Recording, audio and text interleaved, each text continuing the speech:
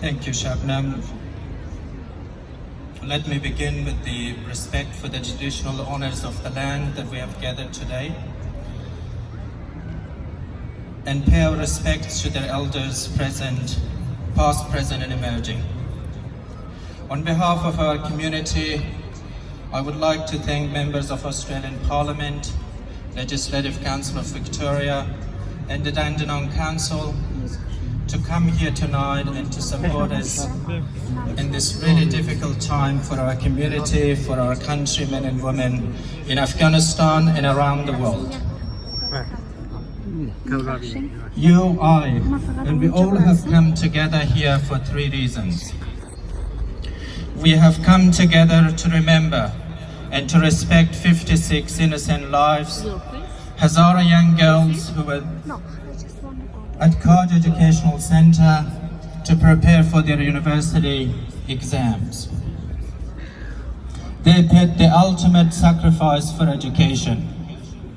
As someone who survived the Taliban attack in 2016 on the American University of Afghanistan, when I was teaching young girls and boys like this 56, I remember the pain and suffering of them and their families and friends. And tonight I call on every one of you that if you have not done, please call their families. About 18 million tonight will go hungry in Afghanistan because they don't have food. They are calling on us to support them, and we're here to make sure that we provide that support. When I witnessed the attack on the American University in Afghanistan, I remember what it meant to call a family who lost a young girl. And why that matters, because barely in Afghanistan, 1 in 5 girls go as far as the Kaj girls who lost their lives. That was their story 20 years ago, and that is even harder today. These girls who lost their lives, remember, they could be the last girls in Afghanistan who could have gone to university. We are in a situation where secondary girls' education have been banned for more than a year. I have been educating girls and boys for 20 years in Afghanistan. Some of the girls who you see there, they have gone to the same school that we provide support for. And it is very difficult for me and for every one of you to know that these people are no longer with us. I call their families, I call their parents, and it hurts. It really hurts to know that they are no longer with us.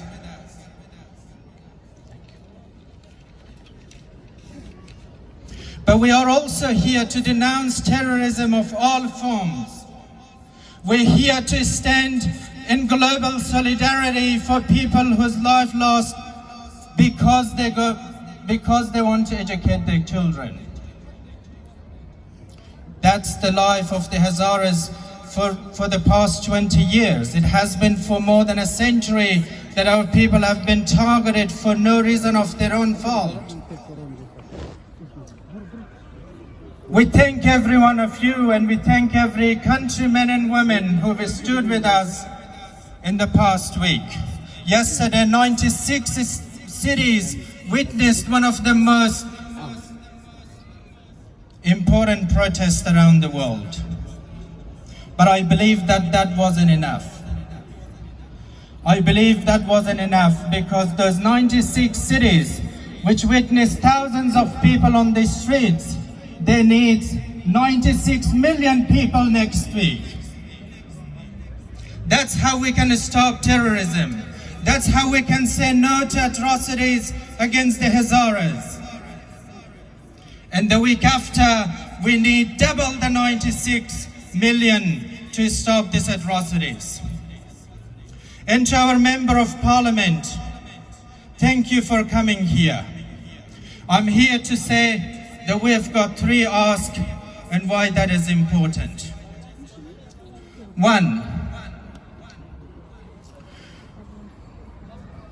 we ask you to condemn these atrocities, but we also ask you that when you go next to the Australian Parliament to remember the Hazaras and to give and to make sure that the Australian government keeps its promises to give protection for those people who have been here in uncertainty for more than a decade. And that is really, really important for our community and for all of those individuals, some of them who are here tonight. You are separated from your family. You left Afghanistan to survive, but you're not sure if your family and friends and relatives will be safe tomorrow. And we called it on the Australian government to talk about the Hazaras, not just because of us, but because what is happening to the Hazaras could happen to anyone in the world. It is a global security risk. It is a threat to kill innocent girls who just make to year 12. Millions of people around the world do not go as far as these girls who came to year 12. This global security and risk ask on Australian government and demand the rest of the world to make sure that we preserve peace and security. We preserve peace and security not just for the sake of the fact that they will threaten us on our soils and our shores. Already these conflicts are in our houses, in our cities, on our streets. We've got Hazara girls and boys in Australia who drop school because their parents cannot help them. They cannot go to university because their parents are busy helping save a life in Afghanistan. This is in our cities and our homes, and that's why we call on Australian government, on everyone who is here tonight, on everyone who will hear us. This is enough. And we want Australian government to protect our children, not because it is a distant conflict. This conflict is with us, we live with it, and all these people who you hear and see, dear Member of Parliament, every one of them, their kids' future is in danger.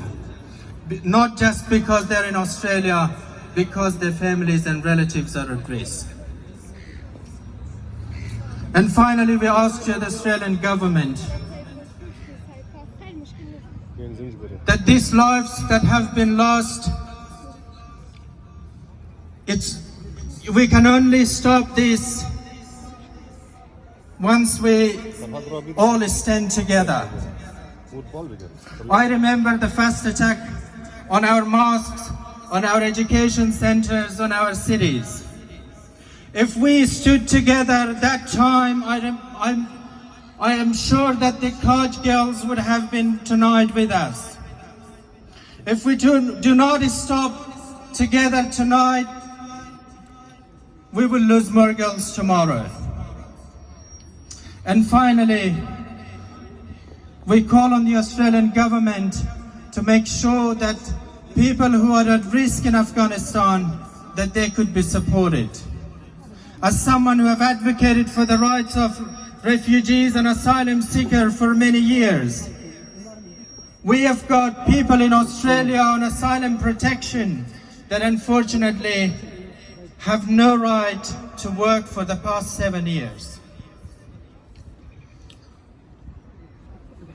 At the end, I would like to thank again every one of you who have come together here to share your support. And I also again to thank all members of the Australian government who are here. You give us strength, you give us courage. And to all our countrymen and women who are here tonight, the non-Hazaras, please stand together with us, otherwise you will be tomorrow another victim. And we will stand with you at difficult times like this. That's how we can say no to terrorism. And I hope that that continues from today, and we will see the end of this suffering for everyone in Afghanistan, around the world, and outside Afghanistan. Thank you.